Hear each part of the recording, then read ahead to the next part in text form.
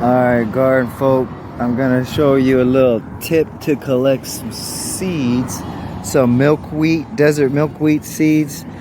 See you here see some seed pods coming out. This is a full-blown seed pod. This is a desert milkweed. Actually, now that we're on the subject, so this is a desert milkweed. Definitely gonna live in Arizona with minimum water. It could even live without water. Over here is the Arizona desert milkweed. Has a little bit, well, a lot bit more leaves than the other desert milkweed. I'm not sure both attract the monarch butterfly. Oh, actually, here's a seed pod that already opened, and I'm a little late to the party, so I wasn't able to do what I'm trying to show you guys right now. So let's go back over here to this milkweed, and you see the flowers, and mosey on down to the seed pod right here. So what happens is these guys, let me wipe off these aphids. These guys like to open up.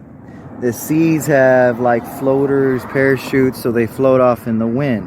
So the trick is to, I'm trying to do this while holding the phone, is to use a twist tie, and actually I'm gonna use a twist tie and just kind of loosely tie it around the milkweed, so when it opens up, it doesn't actually open all the way up and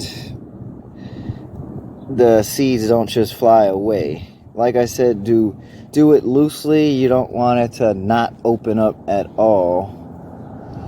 So I'm just gonna kind of loosely put it on here. Don't be a judge of how I do this. To each their own. So what's gonna happen? Oh shoot, sorry. I'm trying to get it perfect, but I guess there is no perfect.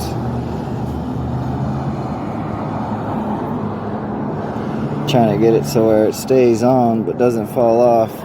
I think my mom didn't know what I was doing, so she came out here and probably took these off. But as you could see, the twist tie is loosely around it. I kind of don't like how tight that is. I want it a little bit loose so it can open up.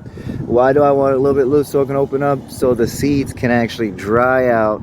Once that happens, then you get the seeds and you can plant them. But yeah, the twist tie just kind of keeps the pod from just straight up opening up and the seeds flying away, as I kind of showed you on the other one, but that wasn't a good example because the pod was kind of small.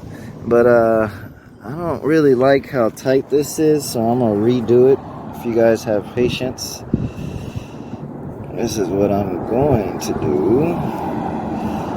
I'm gonna do this. Do it a little bit loose instead of doing it twice. I'm gonna just do it once, but just do it a little bit loose. Like I said, I want it loose enough to open up, but I don't want it to slip right off, which is why I'm going to put two. And let me put one at the top. Can you guys see what I'm doing?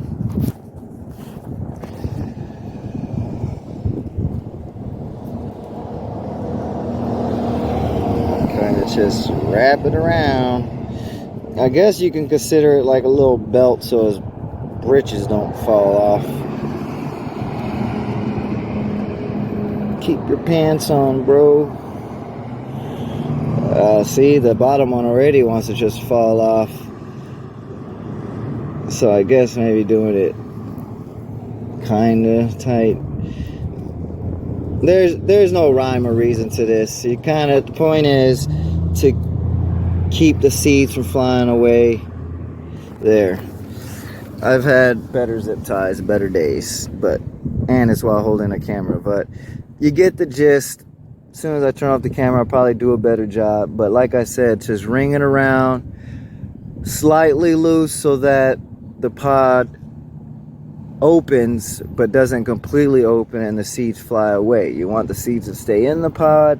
When everything dries out, you want to come back and separate the seeds out of the pod and plant them accordingly. Give them to friends or do whatever you want. Over and out, garden folk. Have a good day.